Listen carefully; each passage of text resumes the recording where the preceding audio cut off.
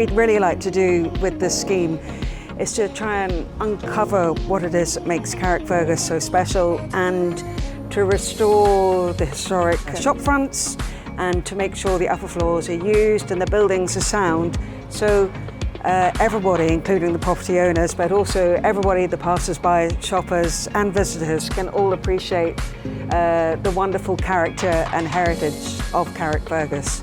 Carrickfergus is much older than Belfast, and if you look around the market square and the layout, it's very much as it would have been in the medieval times, in fact. The one thing about Carrickfergus Town Centre is that the focus is on the castle.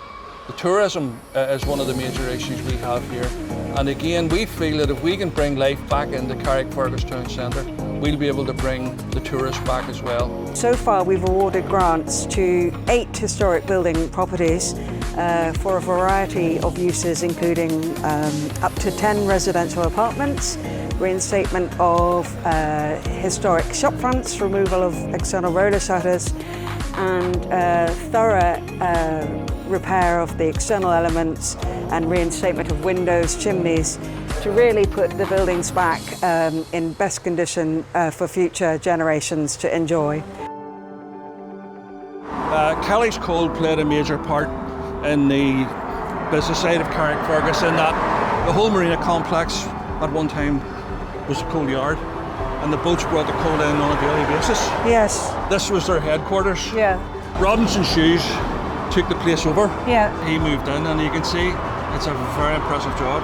Yes, and in fact, it was a complete shell. It was a very famous, kind of well-known building at risk. It was derelict, and added to which there was an awful fire, wasn't there? That's right, yeah. And so it's amazing that they've been able to recreate just so faithfully just all the original features. Yeah. You can see the K above that first floor window, which is K for Kelly's.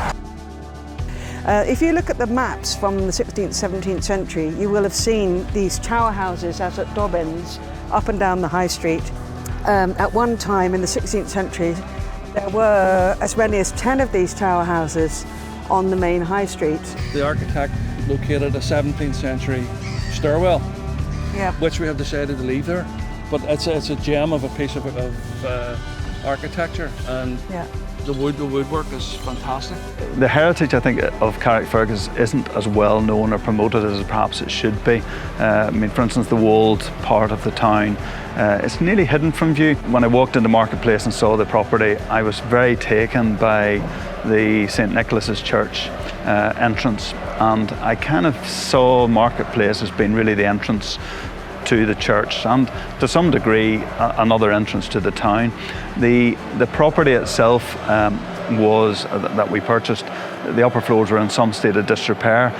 Without the support of the National Lottery and the Council through the THI initiative, that it really would not have been feasible. The ground floor shop fronts, as I've said, are being replaced with a heritage shop front. We're removing the roller shutters. It's a prerequisite of the THI support, but it's the right thing to do because it opens the vista of the shop front to the general public.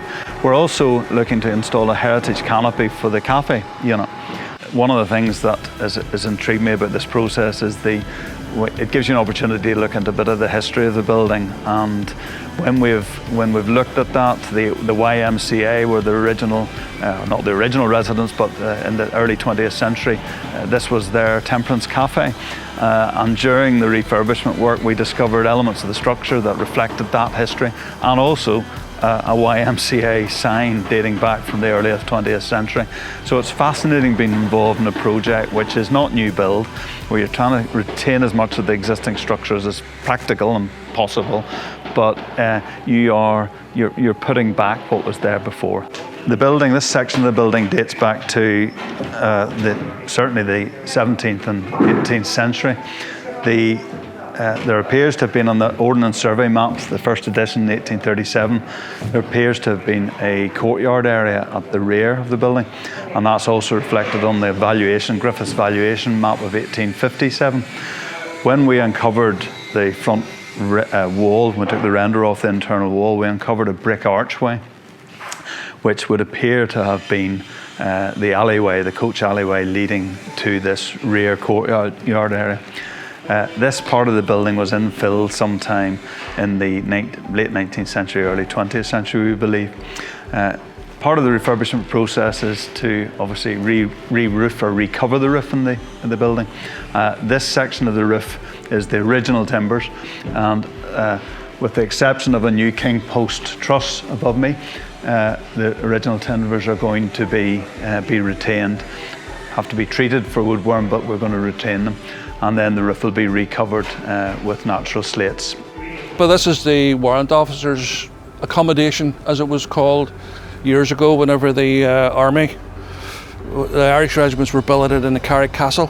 The warrant officer was based here, and this was part of the old prison building. It started off as a medieval friary, and in fact there was a graveyard, I think, somewhere in this vicinity. And then of course there's association with the Chichester family. Carrickfergus really was the predominant city. It's not for nothing that Belfast Lock used to be called Carrickfergus Lock.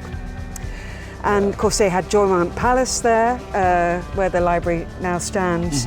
There's a small remnant just to the side of the town hall, a flanking turret. It's one of the only remaining parts of that building.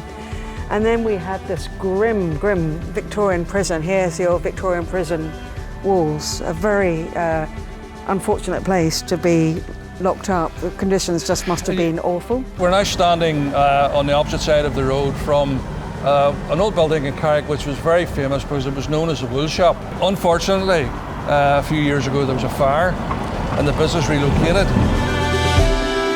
We have a historic photograph, and he and his professional team are faithfully reproducing the historic shopfront that will be along there, which will be very attractive and really add to the character of North Street.